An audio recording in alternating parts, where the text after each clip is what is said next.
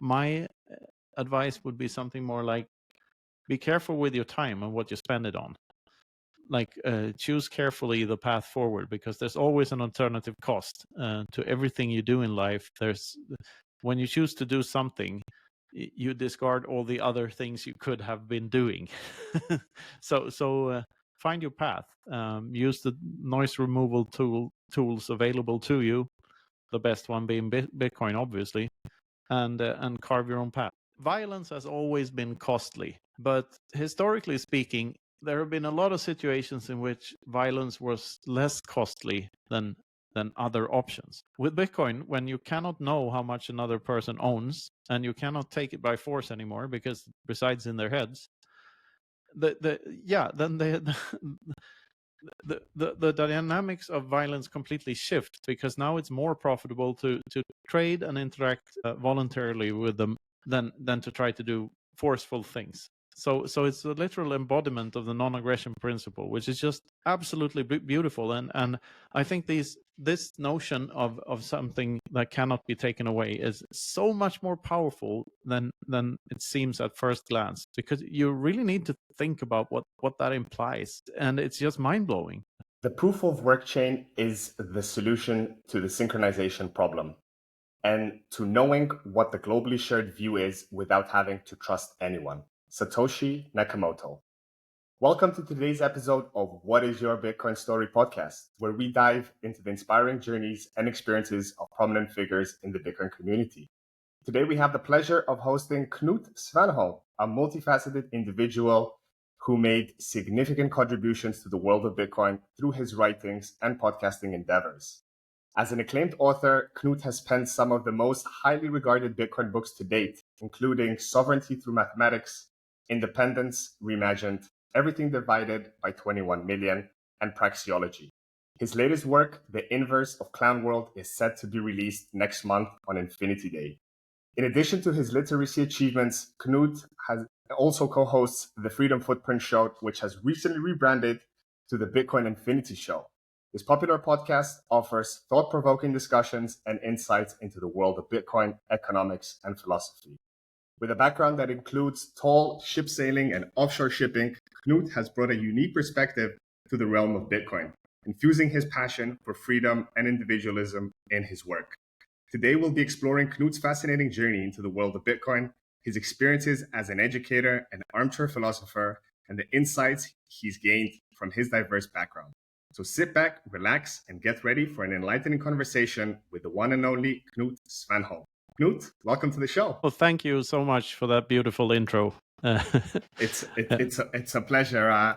I'm really delighted to have you on the show. We first met last year in Amsterdam, last October at the Bitcoin conference Amsterdam, and I was waiting for this moment to have you on the show. I know you have a lot of things going with the new book releases and your own podcast and traveling, which you'll be doing a lot in the coming months. But yeah, I'm really glad and fortunate to have you on today. So thank you for taking the time. No, my pleasure. Great to be here. So Knut, as we do with all other guests, as the name of the show goes, what is your Bitcoin story? If I may ask you, can you share with us how were you introduced to Bitcoin and what initially caught your attention about this technological phenomenon? This is such a fascinating question. I get it a lot, but I really don't remember where it all started.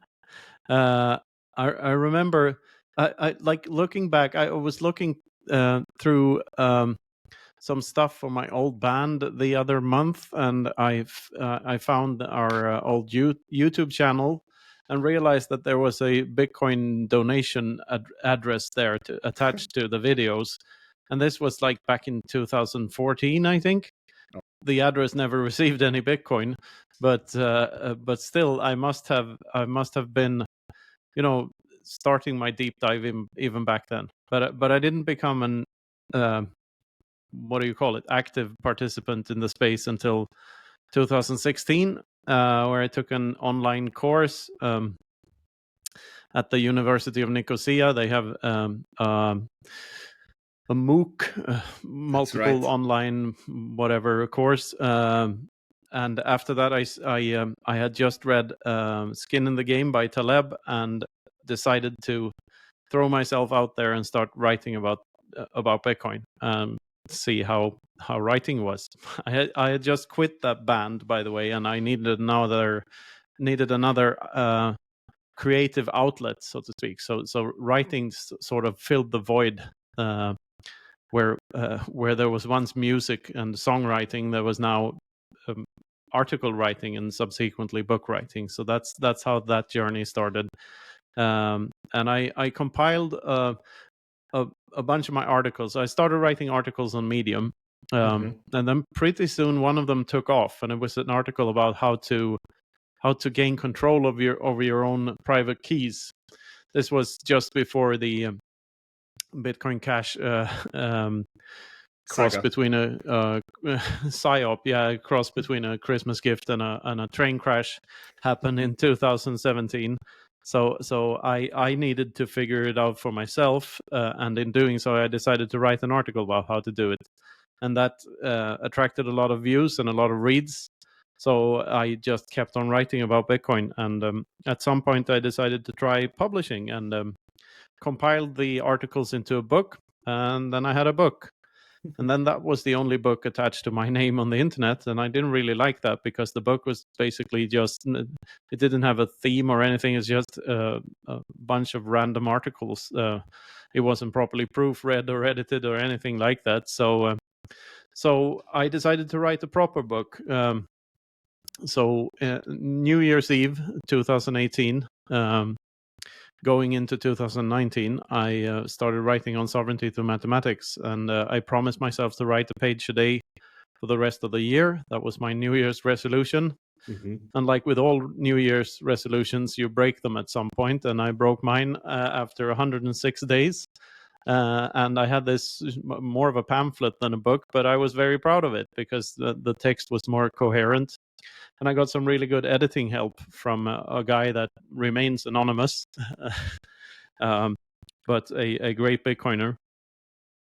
And I printed the book. Nobody gave a shit when the book was finally released, but I brought 50 copies of it to the Baltic Honey Badger conference in Riga that same year, and gave away half of them and sold half of them for sats over the Lightning Network, Nice. which was interesting back in 2019. And the rest is history. Then the book started gain momentum, and I've been leaning in more and more into the Bitcoin space ever since. And the other fascinating thing that happened was when I published an article in Hodlonaut's Citadel 21 magazine called Deeper Down the Rabbit Hole, that had a sentence in it.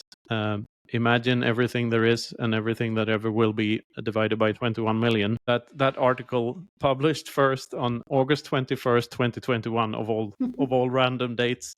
So it wasn't planned. It wasn't planned at all. Wow. The thing is, like, that magazine was always published on the 21st of every month, but it was a pure coincidence that it was published in August, because the year after we came up with the concept of Bitcoin Infinity Day and all of this, after the meme had taken off, which happened after Guy Swan did a reading of the article, and then Joni Appelberg turned that into that beautiful animated video. Yeah. And all of a sudden, people started tattooing the equation into their bodies and stuff. So It's like, incredible. it seemed like overnight it was everywhere. Adam Back retweeted it, and Michael Saylor retweeted it, and now Bitcoin Infinity Day is a thing. So Yeah. I'm very, very happy about that. And I sort of had to write that book after that. So I wanted to write a third Bitcoin book. And with some help from Jeff Booth and a bunch of others, I managed to write another Bitcoin book, which is now being re-released. We've done. Me and Luke have done an additional editing pass on Everything Divided to make it slightly more readable, and just making it slightly better, merging some sentences and stuff like that, and removing the word, replacing the word Bitcoin with Bitcoins with the word Satoshis and stuff like that. So that will be released on August 21st as well, alongside the new book, Bitcoin: The Inverse of Clown World, which is sort of the spiritual follow-up to Everything Divided by 21 Million, and that I've co-written with Luke. Amazing. And which is, in my opinion, my best book yet. Oof, well, here you have it, guys. You heard it. If you're a big fan of Knut's book so far, I guess that the next one is a must-have. And yeah, going back to revising your books, it's hard to kind of revise it and do something better when it's already so good. And I like how you revise it, kind of you call it rehashed versions. Yeah, but this particular edit was mostly done for readability, because I was using a word processor at the time that suggested shortening the sentences all the time. So some of the sentences were a bit too short in the book, and we've merged them into longer sentences and just done a proofreading pass at the same time, I guess. And yeah, it looks a bit different. The plan is to re-release all the books with these beautiful new covers and coherent art to them. So yeah, at one point there will be a box set, I hope. Amazing. Yeah, this was one of my questions that I had. Kind of, how do you approach this writing process of writing about Bitcoin, which is so kind of still today, when you ask the average person what is Bitcoin, nobody can really explain it. And covering this complex and technical aspect and making it very easily understandable. Like, do you find it hard, or it's something kind of as a second nature that you just kind of enjoy and it just flows?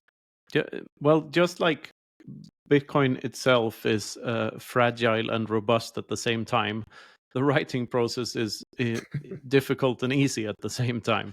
So yeah, for the first book, it was the New Year's resolution, right? Write a page a day. The second book I wrote when I was on holiday in Spain, and woke up 2 hours before the rest of the family, and I just spent the mornings writing. And Everything Divided was sort of me pushing myself into writing. And inspired by Jeff Booth mostly, who was gracious enough to pay us a visit in Spain that same year that we moved down there. And the new one has been that started with a long period of writer's block after having written the Praxeology book, which was yet another writing process. And then one day in December last year, it just started pouring out of me, like all the ideas we've discussed in the pod or on the pod over the last 2 years, and stuff that has been in the back of my mind over the years. So once I started actually pushing keys on my keyboard, it sort of just flowed flowing out from there. And I wrote like 10 chapters, and then I had Luke read them with me, and we decided on we're gonna do this as a co-writing effort. So we structured it, and he's very ordered and industrious. Yeah. Where I'm more of a idea sprinkling, scatterbrain creative person. So we match in You're a nice that yin and sense. yang. Yeah, exactly. Very much like a yin and yang, because I have a dot of orderliness to me, and he has a dot of creativity to him. So it's a great, It's amazing. yeah, it's a great collaboration. No, yeah, definitely. I mean, you're very lucky to have Luke in under your wing, because together, you complement together very well, and it's very hard for one person to excel at something themselves. So when you find that partner to push forward your works, it's incredible. So no, you guys have truly done is an awesome yeah. job. Whenever you find a person you really like working with, I mean, if you like me like working, then lean into that, because it's so rewarding. Yeah, we're like Sharon and Ozzy Osbourne, and you can guess who's who. True. So, not revealing too much about the upcoming book, The Inverse of Clan World, which is coming out just in a few weeks' time. Kind of, could you give us like a sneak peek of what to expect? I guess it's not the traditional Bitcoin book, right? It talks more about kind of self-development and kind of fixing yourself, right? Yeah, it's definitely a book about Bitcoin first and foremost, Yeah. but it also touches on other stuff, and it's from this philosophical angle that I always use, based in Austrian economics and praxeology, and it describes what's wrong with the world and how you change it by changing yourself. First and foremost, that responsibility is, you need responsibility first in order to get the freedoms. Like, you don't get the For freedom sure. without taking responsibility. So that's the gist of the book. It has a sort of hero's journey structure to it, where the reader is the hero, Hmm. and there are some hard pills to swallow in it. And I think it's the most toxic book so far. So we're not pulling punches, and even though Luke makes the message uh, less aggressive, in a sense, and more accessible, we're still not pulling punches at all, when it comes to pointing out what the problem is, and Mm. how you need to actively change yourself to change the world. It's like a semi kind of self-discovery book, right? It doesn't reveal you all the answers. It gets you to question and kind of fine-tune yourself, right? Is what I'm getting. Yeah, and since you are your bitcoins, Sure. it is Bitcoin's self-discovery we're talking about here. Yeah, no, definitely. So I don't know which listeners have not heard of you, Knut, but to some who are yet, let's say, at the beginning of their Bitcoin journeys, you kind of like talking about this concept of that you are your Bitcoins, essentially you storing them in your mind. You become the Bitcoin, right? Maybe you can touch upon that point because I find that really fascinating. Yeah, like this, I touch on this in Everything Divided as well. But there I'm only on to, like, when you memorize a seed phrase and you destroy every other location that seed phrase exists in, then they're solely in your head. Like, Mm, because you can't disprove that, because that's the only location where you can find those 12 words.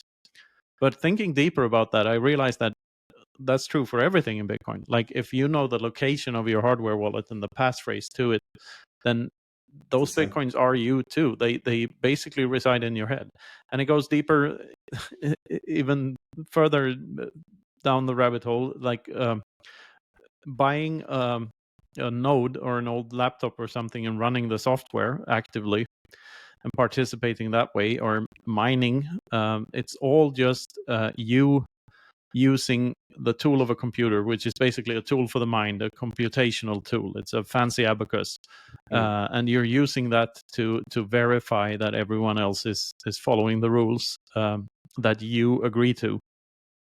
Uh, every aspect of Bitcoin is first and foremost the individual who chooses to participate in the network. The mathematics is just the language we use to communicate that we agree to these rules. It's sure. as simple as that.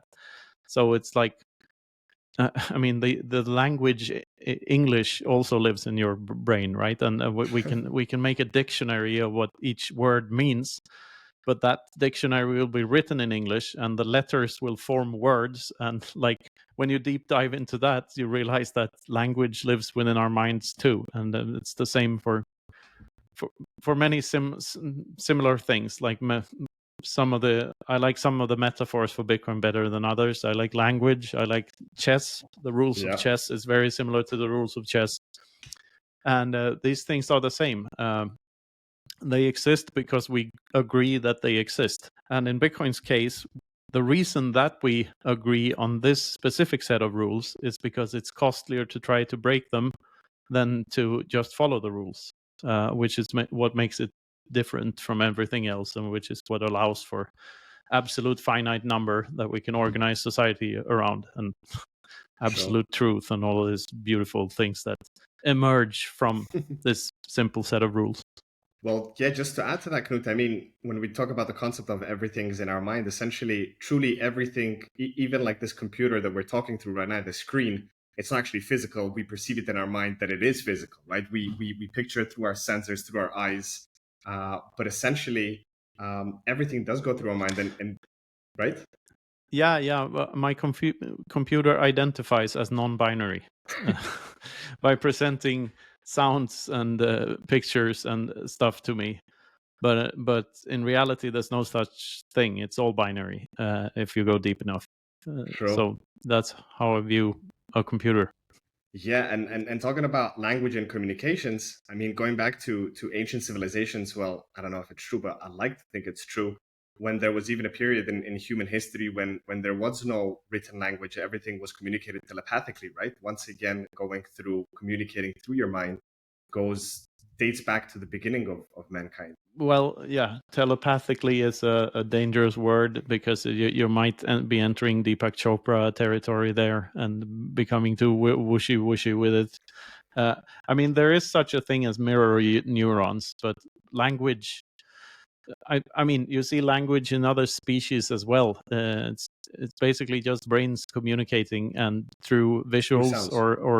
or audio or whatever other thing. But yeah, there's a big section in the new book about to which extent the mind creates reality on Amazing. a deep philosophical level, on a quantum mechanics perspective level, if you will, if there's Wow. such a thing as entanglement over the temporal dimensions or dimension, and also on a very practical level that simply what you focus on becomes your reality. On you focus If you focus on doing stuff you like doing, then that becomes your life. If you focus on problems and if you focus on how the bad feelings you have about certain people or certain situations, then that becomes your reality, and it becomes much darker. So True. for most people, I think it's true that if they were just a tad more optimistic and joyful, then Life would be that much would, prettier. yeah, it's contagious and contaminates the rest of your life. It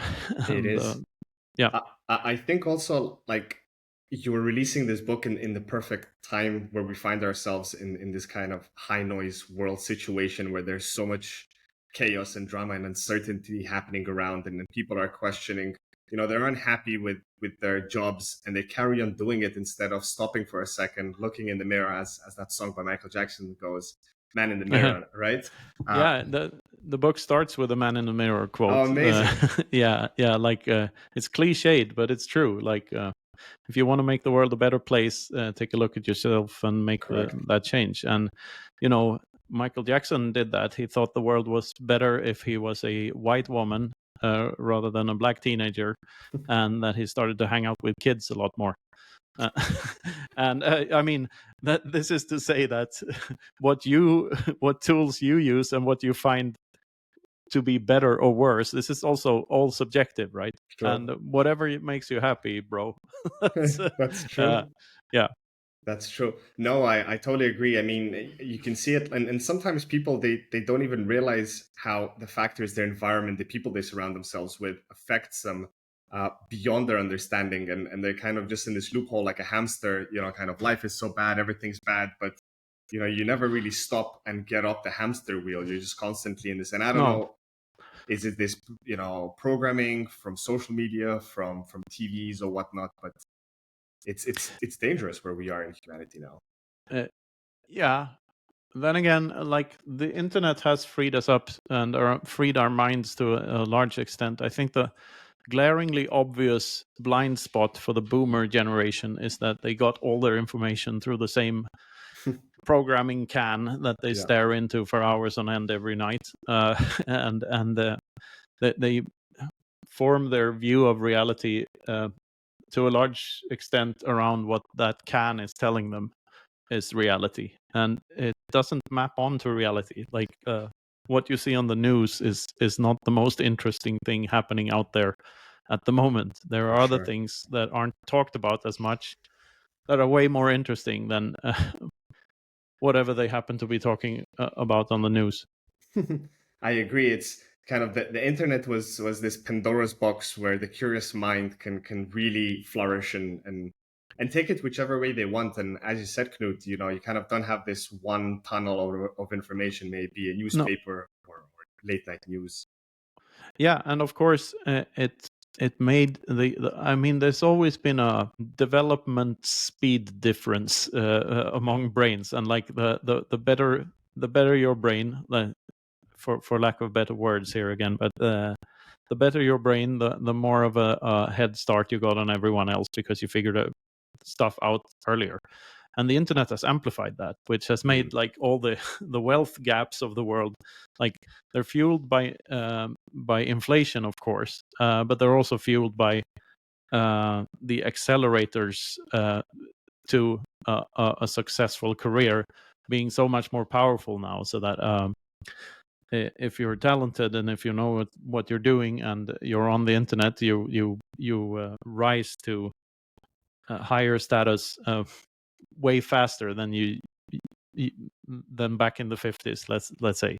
For sure. So I think that irritates people whose worldview is based on envy, which is, you know, the left-winger variety of the human species.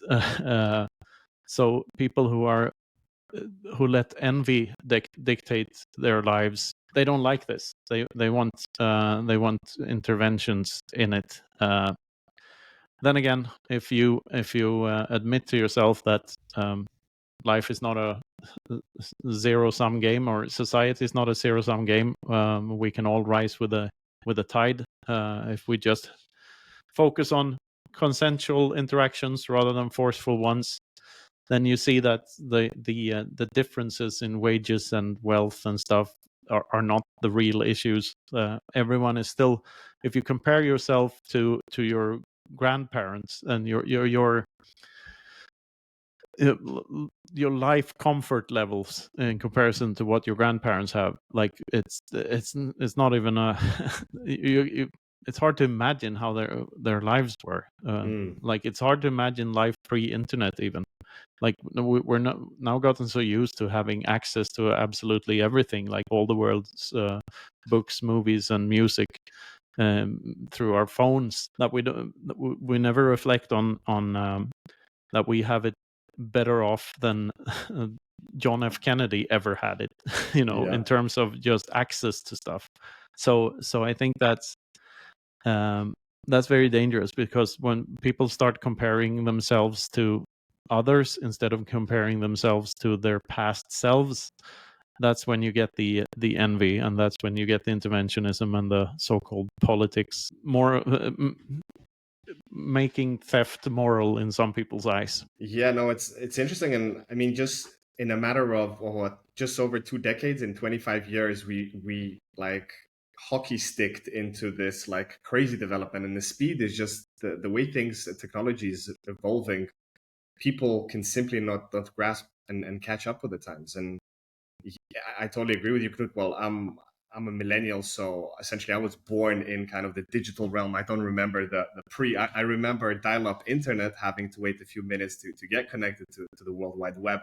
That was my entrance to it. But just generally, it's totally different worlds, and I guess on one hand, I envy my grandparents, where it was a much more quieter time. Yeah, maybe you didn't have the audience reach the whole world, but at the same time now, with overabundance of things, as you said, you know, millions of movies, millions of things, and just bombardment, and especially with these supercomputers, the phones in our pockets, it can just drain your brain and energy into wasteful things where you could be enjoying the present moment in life, which life is the most precious thing. Yeah, but I think it's foolish to be envious of them, because they lived harder lives. It's just a fact. Like if you have like having problems with abundance is a way better problem to have than having problems of scarcity. It's just it's just simple. And yeah, the harsh reality is if you feel overloaded, and if you have problems with your mind, babbling on all the time, and your attention span and all of this, like the only person who can actually fix those problems is yourself. And that was true for your grandparents too. Like whatever dark thoughts they had to deal with them, even more so because they couldn't just look up solutions on psychology web or whatever. Like so all the tools for improving yourself and your self-worth and the value of your life, in essence, are there. They're part of this abundance. So just start focusing on them then. If you have an issue, fix it. True. And they're free, right, Knut? You don't have to go and pay someone to get those. You can just, search and get it. The trick is to find the signal within the noise. And that's another thing we talk about in the new book, that Bitcoin is not the signal, even though some people, myself included, guilty of this, as seeing Bitcoin as this thing to devote your life to and this beacon of hope. But in essence, it's just the greatest noise removal tool we've ever had. Because Sure. if you think about what a tool or a technology, what it actually does is that it frees up time. That's the single purpose of every tool ever invented, is to free up time for someone. Yeah.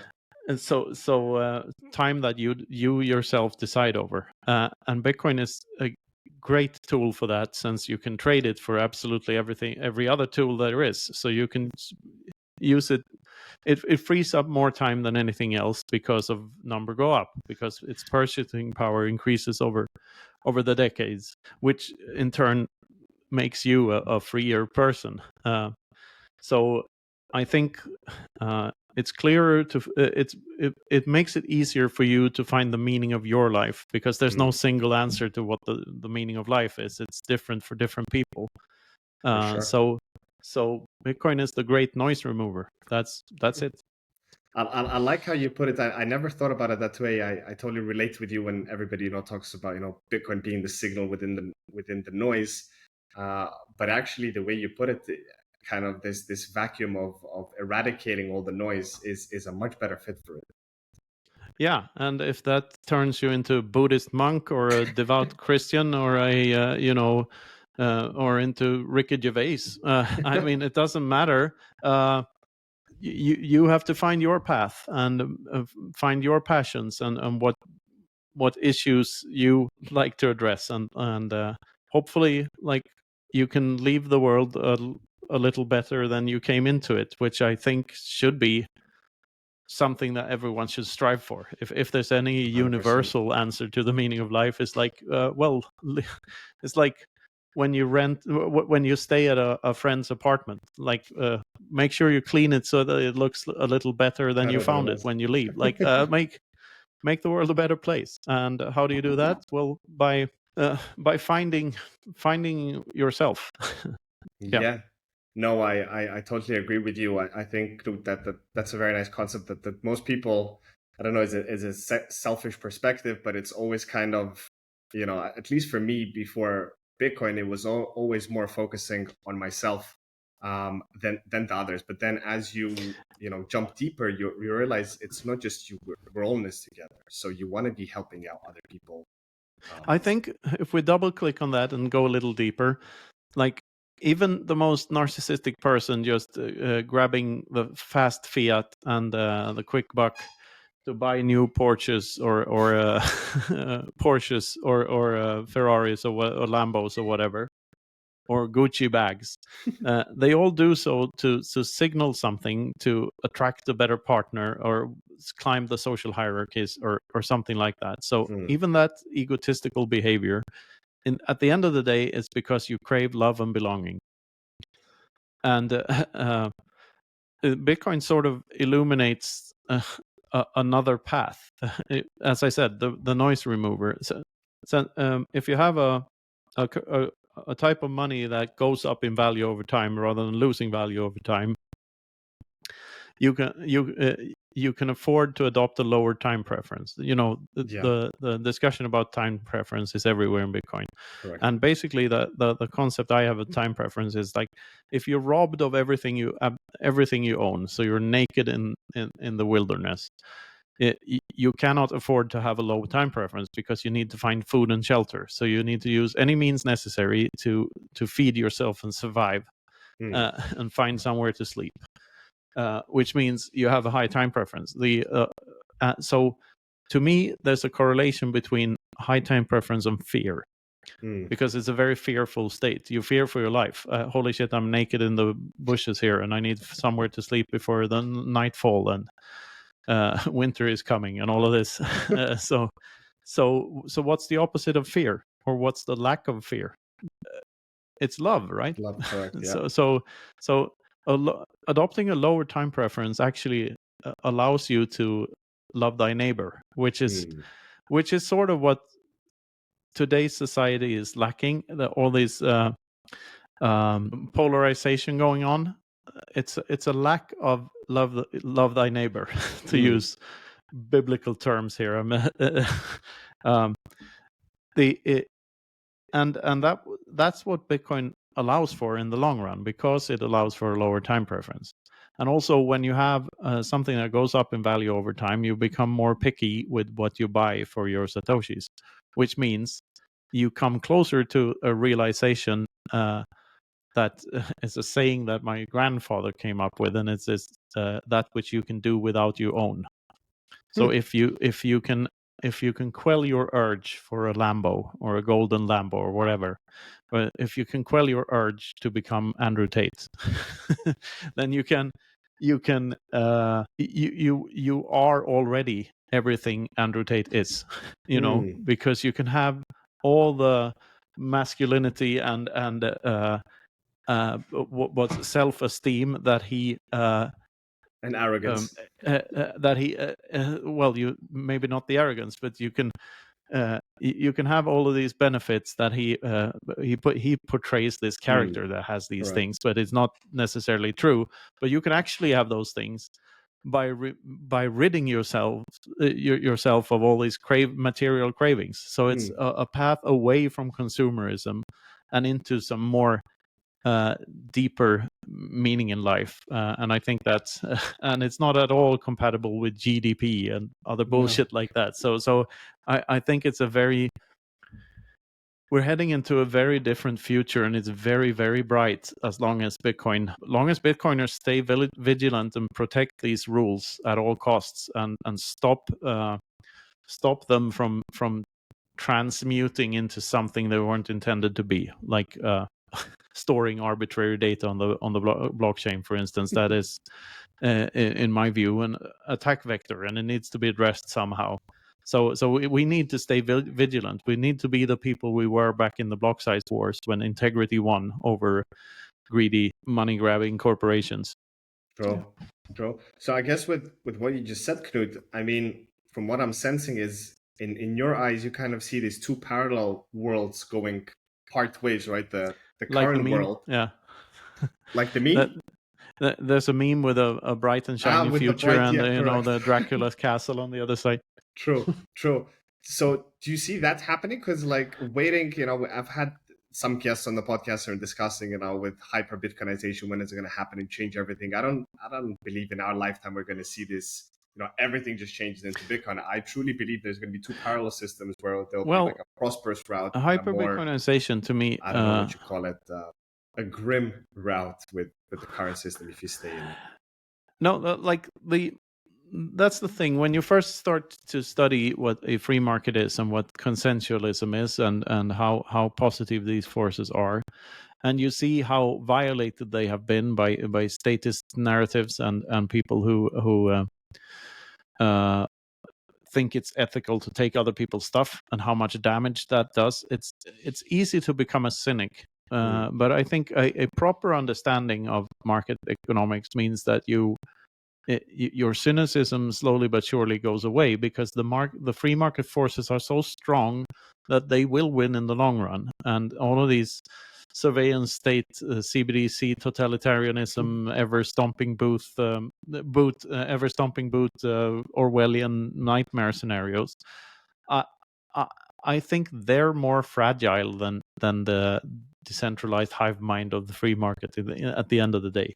So right now, like, we, as humanity, we move forward, and either we can adopt Bitcoin and just fast forward 100 years and get to that beautiful point where everything is abundant right away, or we choose to be ignorant and stay in front of our TVs and do whatever the TV tells us, and then the process takes longer. But in the end, the free market forces win. Just look at what we're doing right now. We're communicating over the internet. I don't know where you're based, but I'm pretty sure you're not here.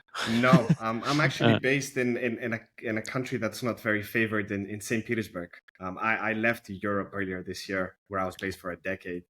Oh, you're in St. Petersburg. Yes, That's very interesting. It is indeed, and definitely I'm Yeah, one of the solo Bitcoiners in the city. There's no meetups, there's nothing. Like people super know of cool. Bitcoin, but yeah, it's very silent. So like I'm doing my little deed, planting my orange seeds in the barber store, the That's great. restaurant, the shops. That's great because that's a continent or a country or whatever that has been raped by bad ideas for 100 years. Like, Yes. and they know the power of the of free market forces, because like compare life in the Soviet Union to life Oof. in I mean, I'm not saying it's perfect now, and far from it, But but it's it's much, way much better. better than waiting in line for 16 hours to get a cheeseburger at the one McDonald's on the entire fucking continent. That's for sure, right? True.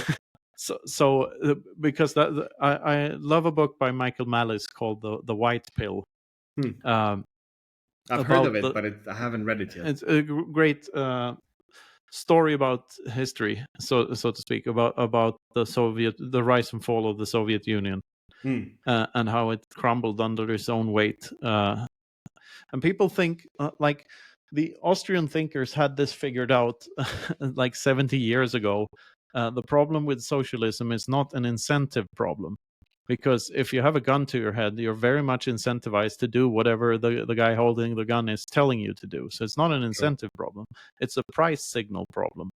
Hmm. Because if there's interventionism in the market, so that people don't, then people have no way of figuring out what to produce and in what quantities.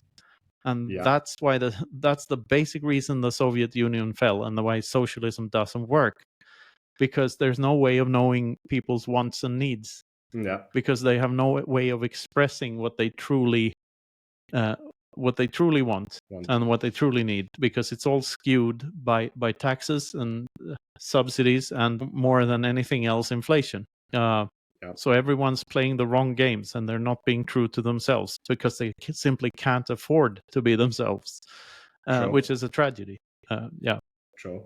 And more than that, kind of speaking about the country I'm as of recently been residing in, people have no means to sell their goods or services on the global market, right? Because essentially Russia was sanctioned from the SWIFT system, and they have their own internal. It's called MIR. It's like their own banking system within the country, and you can actually Hmm. use it with some countries, such as their neighboring China, but like the rest of the world, you can't. And now with Bitcoin, internet gave us this window to sell your goods and services to the world, but you still relied on archaic banking systems of setting up a PayPal account if Yeah. you were even allowed. It's And ridiculous in hindsight. right, and through Yeah. so many hurdles to even to sell, like, I don't know, just paper clips or bracelets. Like, it's crazy that you had to go through those hoops. And some countries such as Russia, where you can't sell your goods for euros and dollars, now with Bitcoin, there's no one telling you, oh, you're on the sanction list, you can do that, you can't do that. You are free to transact with anyone in the world. And I feel like Yeah. that's such a beautiful thing, that internet gave us that access to communicate with everyone, and now Bitcoin allows us to transact with everyone. Yeah. And one of the first weeks when the war in the Ukraine had just started, Yeah. there were these pictures of some guy being caught in customs. I think he was trying to flee Russia. Yeah. Uh, With and he gold. had a briefcase full of gold, rubles, euros, and dollars, right? And in the comment section, the really interesting thing to me was all the Bitcoiners in the comment section below the video saying, like, "Look at this idiot who can't memorize 12 words," which means that that guy has learned his lesson, and anyone uh, paying attention is learning the lesson. Like, these things are confiscatable, and they Yeah. cannot be easily carried from between borders.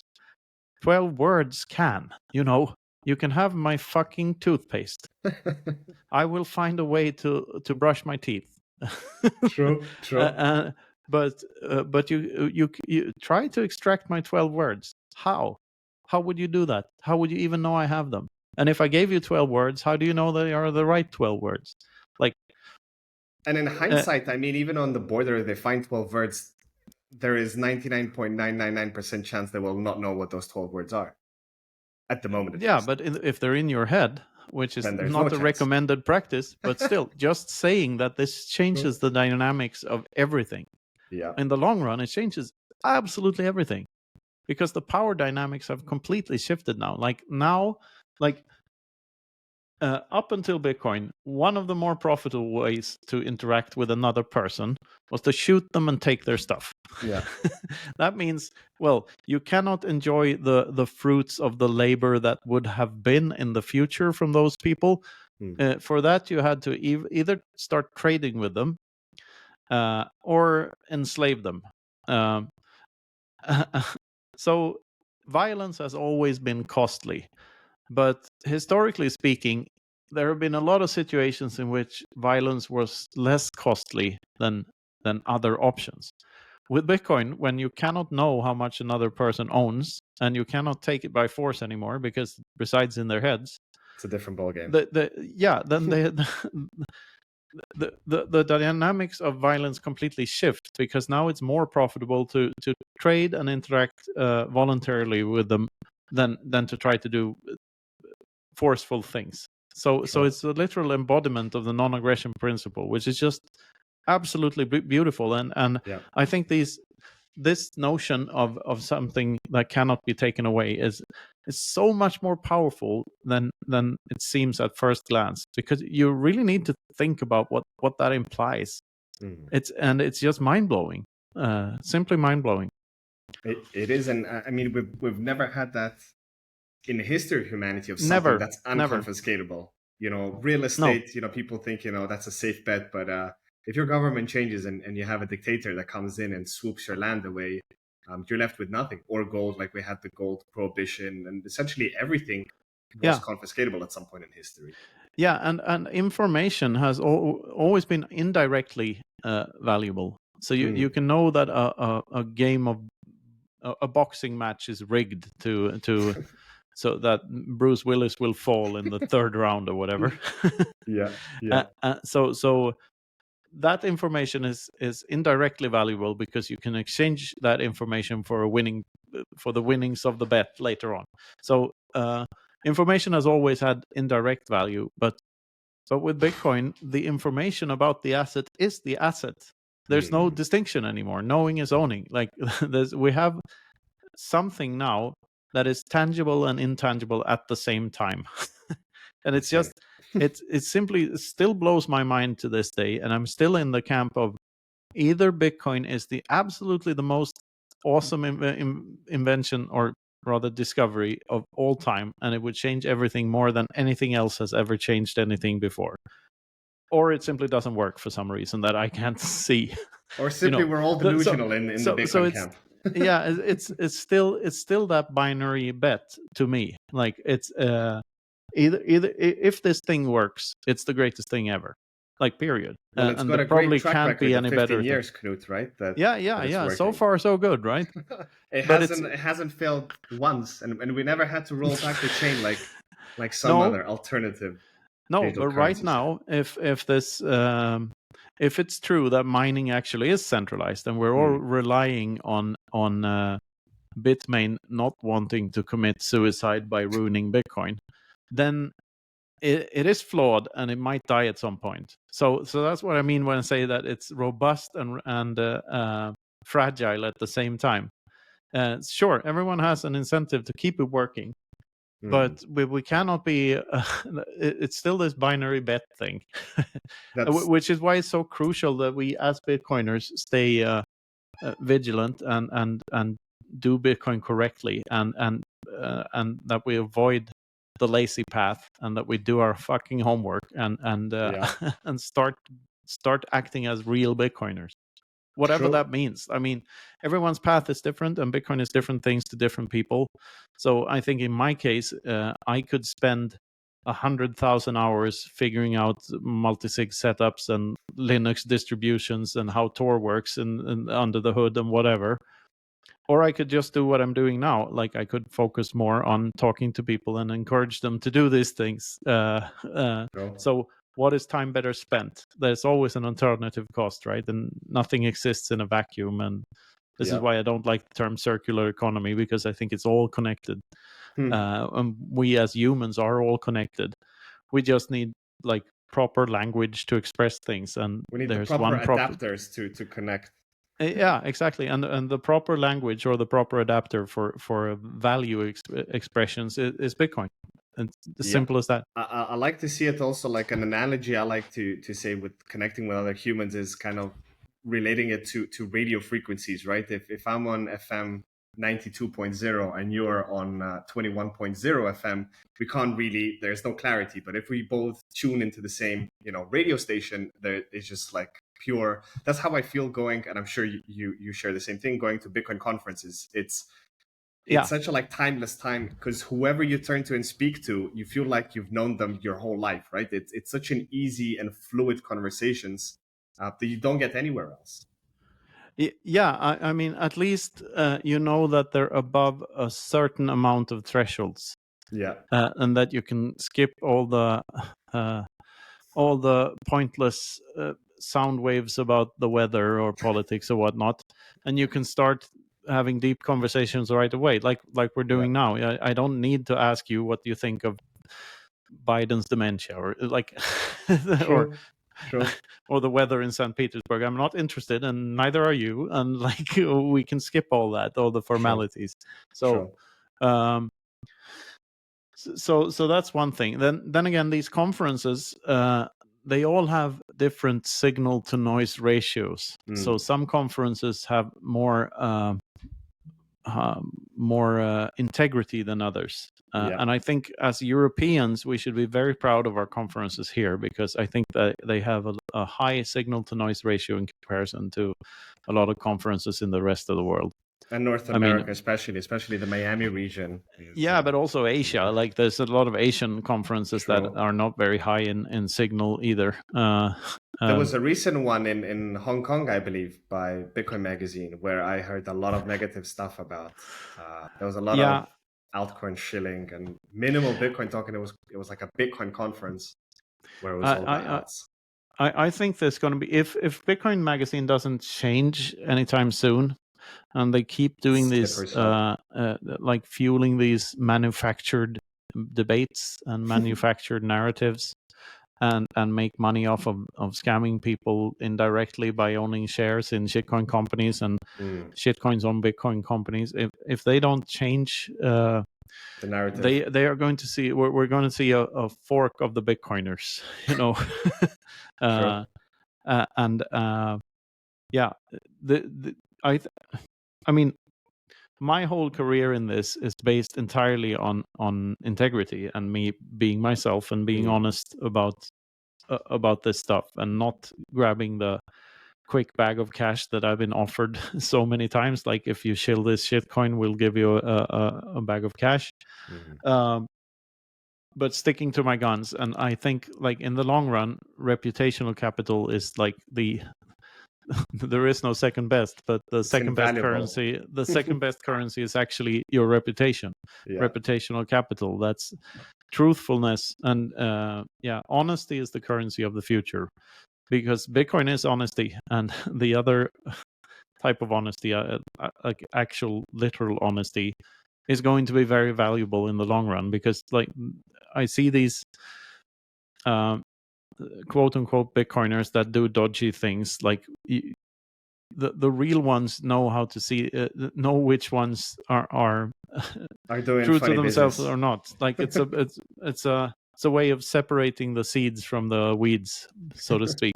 Yeah, True, and just to add to that, Knut, I totally agree with you. Kind of reputation is super important, and integrity should be the number one thing for everyone, not just in the Bitcoin space, but just everybody should be focusing on integrity instead of where can they make a quick buck. And yeah, reputation is so hard to build, but it's so easy to lose. You just get yeah, involved in one wrong project, or you shill one wrong thing, and it's poof, it's gone. yeah. And like, don't get me wrong, I like a lot of the people that work for Bitcoin Magazine, and a lot of Mm, people that are associated with them here and there. I've had a great time in both Miami and Amsterdam, the times I've been there. yeah, Uh, but I do not agree with this attitude of everything is good for Bitcoin, therefore I can shill shitcoins. Like, I don't agree with that at all. And totally. I Uh, I think their only criteria for being a sponsor at their events is that they have something to do with Bitcoin. So they don't even require them to be Bitcoin first, which is I think like that's where that's the Crazy. lowest bar. Like if I had my own Bitcoin conference, which I did, by the way, Bitcoin Atlantis is sort of mine. Yeah, yeah, Well, mine and a bunch of other people's. But it's the first one I actively been involved in, which was a great honor and good fun, of course. yeah. Yeah, and I think like you should prioritize Bitcoin only companies and Bitcoin companies that align with your values. Sure. And talking about Bitcoin Atlantis, and unfortunately, I was not able to join it. It was my daughter's fourth/first birthday because my eldest daughter was born on 29th of February of 2020 on a leap year. So, and this year it was 1st of March. Oh, nice. And So she has the halving thing going for her she too. has the full-on halving thing going. Yeah, the eldest is a full halving child. And yeah, basically the birthday was set scheduled for the 1st of March, and there was no way that daddy could miss that one. And like I wouldn't say regretted, of course, families first, but like afterwards, the feedback that I got from people was that it was one of the best conferences ever. And then I said, oh, like it doesn't matter, there's always the next year. And then recently I found out there is no next year. We're gonna have to wait another 4 Yeah, years. you're gonna have the same dilemma next time around, I'm afraid. Well, I But have time you to should bring plan. them. We will, Yeah, or that, yeah, that's true. By then she'll be 8, so I guess she will enjoy yeah, it. yeah. She's It a was like for kids, this was the best conference ever. Like okay. no doubt about it. Like the kids area and everything, all the activities they had for kids is just awesome. Perfect. You Well, know, then we'll celebrate her second birthday in Bitcoin Atlantis in 3.5 years' time. yeah, and just seeing this kids area with this tent where Giacomo and Jack Mallers are giving a speech to kids, like Amazing. it's just fantastic. I saw that. So yeah, Jack Manners. He was a panel host for one of the kids stages in BTC Prague, which was amazing to see. Yeah, Kind of yeah, the interference and no, it's incredible because these guys are the future of Bitcoin, right? Like we are at yeah, some yeah, point yeah. going to leave this world, and all these sats are going to be passed on to them, and it's our main priority to shape them up to be the best humans, to do the right things with Yeah, back this. to Michael Jackson. Help the children. Like, yeah, we are the children. Yeah. True, true, true. So, I mean, So talking yeah, about, so we kind of went off a little bit to the dark side with the Bitcoin Magazine talk and shilling of the shitcoinery. I want to ask you, kind of swing the pendulum to the other side. What are kind of some of the most exciting developments currently happening in the Bitcoin space that excite you? And well, first and foremost, I've been sort of hyper nostrified, which is yes, the the parallel term to hyper Nostrich Bitcoin fight. fever. Yeah, I love Nostr and I love the developments there and a lot of the projects and the fact that you now have a way of opting out of social media too. And yeah, I wish all the Nostr developers all the best, and we try to be more and more active via Nostr in the future. I like it a lot. That's one thing, and uh, yeah, with that comes a lot of other Nostr projects, like Satlantis, for Correct. instance, is very interesting, I think. Do you know, Knut, that I'm the ambassador of Atlantis for St. Petersburg? Perfect. So there we go. So That Alex, he, sounds he great. he reached out to me some 4 months ago, right when I was doing the trip and at the move, and he said, "Hey Gigi, you want to be an ambassador for Cyprus? Because I used to live in Cyprus, where you Hmm. did your MOOC." And I Hmm. was like, "Actually, Alex, I'm in the process of moving to St. Petersburg." And he said, "Oh, I would actually love, in all caps, I would love to have somewhere on that side of the world." And I said, Yeah. "Why not?" No. It needs to incorporate the entire planet, not just the Does Western world. So, but that's a great project. What else? Fedimint is yeah. interesting, very interesting. There's a bunch of other things. I mean, there are so many exciting developments in areas that most people don't know about, and this is sort of under the hood stuff Mm, going on. But in general, Start 9 is a great project too, and everything they're yes. doing with the sovereign computing things. Yeah, and I'm an advisor for Orange Pill app, which is also an interesting project. Even Yep. though the most interesting things to me are these the decentralized efforts, because I mean, I kind of hate the word decentralized because it was sort of hijacked by the shitcoiners. And decentralization is very hard to achieve, but let's call it peer-to-peer instead. I like peer-to-peer technologies. Yep. Vexel is another interesting project. I like all like the decentralized exchanges, or no, I should use the other word, the peer-to-peer exchanges like Hodl Hodl and Bisq Yep. and Peach and all of those. So yeah, anything to increase people's freedom footprint, like that's stuff I like. And yeah, we plan to lean in more and more to that, and that's why we love the Riga conference Yeah. because they're big on On freedom. the signal to noise ratio there is high, as well as in Prague and Madeira. Yeah, Riga has a special place in my heart since that's where it all started, and looking forward a lot to going there this year and celebrating Bitcoin Infinity Day in the basement bar with For sure. Rockstar and Luke and everyone else. I heard It's going to be great. Uncle Rockstar will be given some free beer tickets, right? If I Yes. heard correctly. So you better come there early. Yeah, I don't know if they're free beer tickets or actual dollar bills, but they might be. But You mean Uncle Rockstar's business cards? Yeah, exactly. Yeah, my favorite uncle by far. Yes, I just listened late last night to your episode on the, which was, I believe, the last episode on Freedom Footprint Show, and yeah, it was It's great. the least serious episode yet, I think. It was, but no, definitely. We will be having Uncle Rockstar also coming on the podcast at some point. We connected in Prague, so yeah, I'm really looking forward to having him on the show, hearing how his day started, and with him, I really want to kind of funnel down and talk about kind of privacy and taking control over that, since that's his high topic. Yeah. And he's such a great character. Like He is. He's a superhero for real, and he has the same superpower as Batman. True.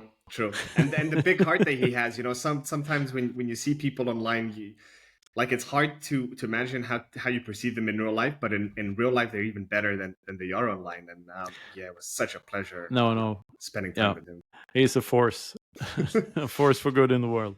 But yeah, I want to touch upon probably one of the last things, and then to round it up, not to go for too long, which you mentioned Start9, and on the topic of node running, which I think it's pretty crazy that we have so many so-called Bitcoiners, and when you ask them, do you run a node, they say, no, actually no, or I don't have time, or it's too complicated. It's don't you find that crazy, Knut, that not we have such little people actually running their own nodes, which should be kind of the one-on-one basic. Once you get some coins and you keep them in self-custody, it's a logical step to run a node, but most people don't. And I love what Start9 is doing, selling this just plug-in, off-the-shelf solution if you don't want to dabble with Linux, or if you want, you can just download the OS and build your own rig. Yeah. I mean, there's tiers and there's levels of everything in your understanding of Bitcoin and your active participation.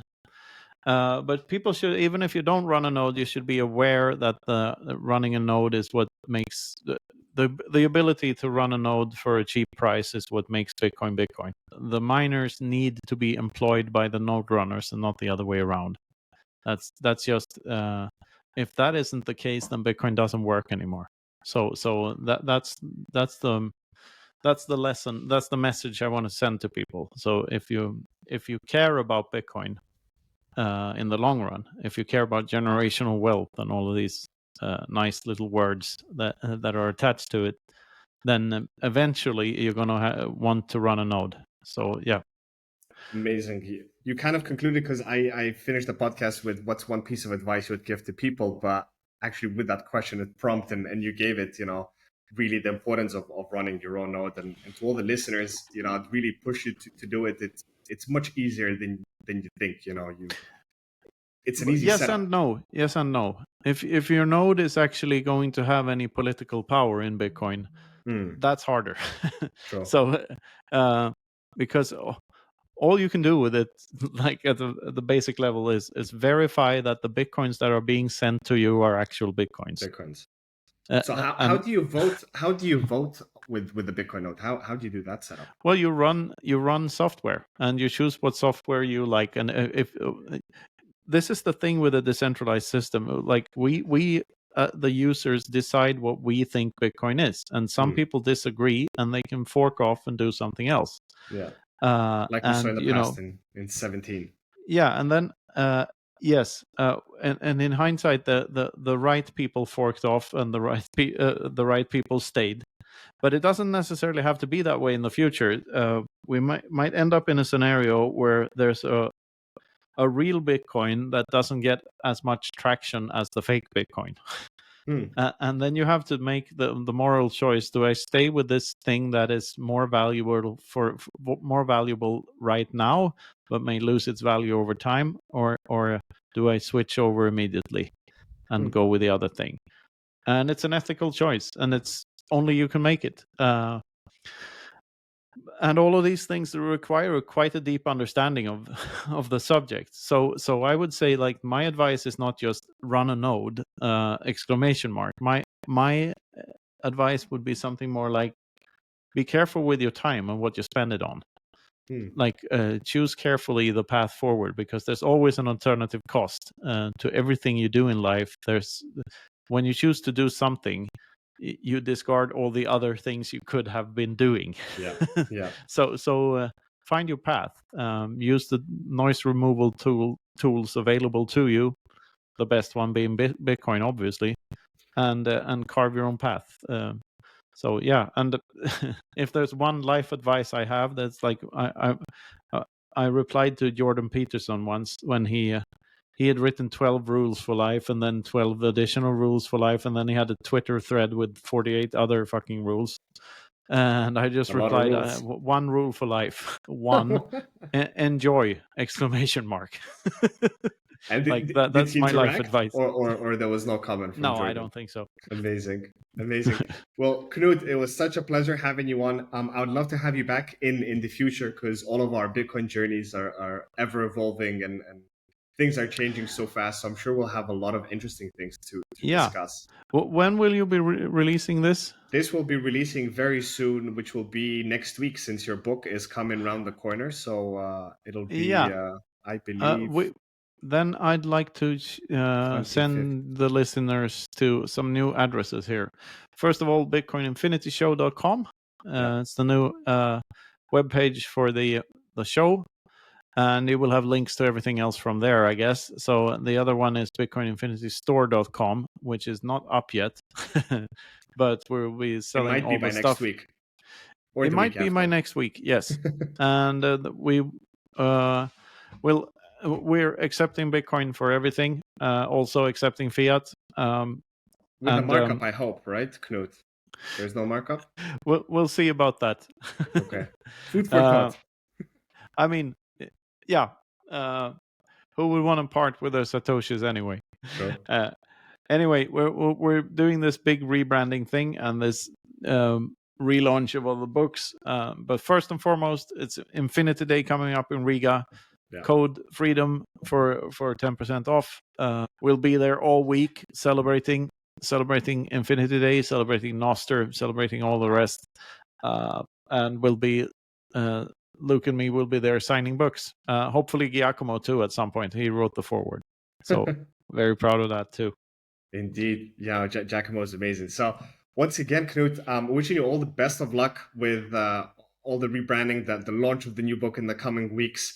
I'm not sure. I'm trying to get to Riga, but there are some family affairs that are overlapping, so it's yet to be seen. If not, can't you just cross the border there, like sneak over the border somehow? I wish. Do it the old-fashioned way. Wish. That's another thing. Living in my side of the world now, travel tickets are through the roof, because I need to go diversions through Turkeys and other do this massive thing, which is it's literally right there down the road.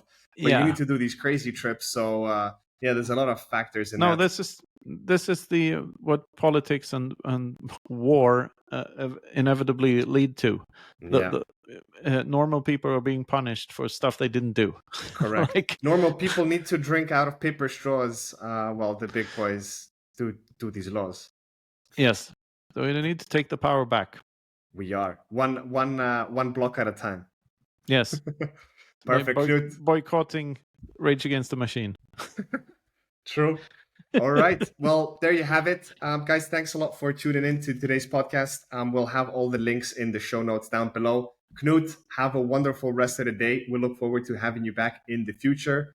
And stay humble, stack sats, and we'll see you next week. Yeah, polls actually show that I'm the humblest Bitcoiner out there, or at least in the top 3.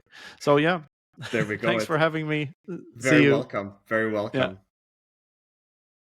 I hope you enjoyed this episode. And if you did, I would highly appreciate it if you could boost, rate, review, and subscribe on the podcast platform of your choice. It would greatly help us spread these incredible stories and the message of Bitcoin freedom. Also, feel free to reach out to me and follow our social media accounts on X, Nostr, YouTube, TikTok, and Instagram. I appreciate all of your support and make sure to tune in next Thursday for the next episode. Thanks for listening, and remember to stack sats and stay humble.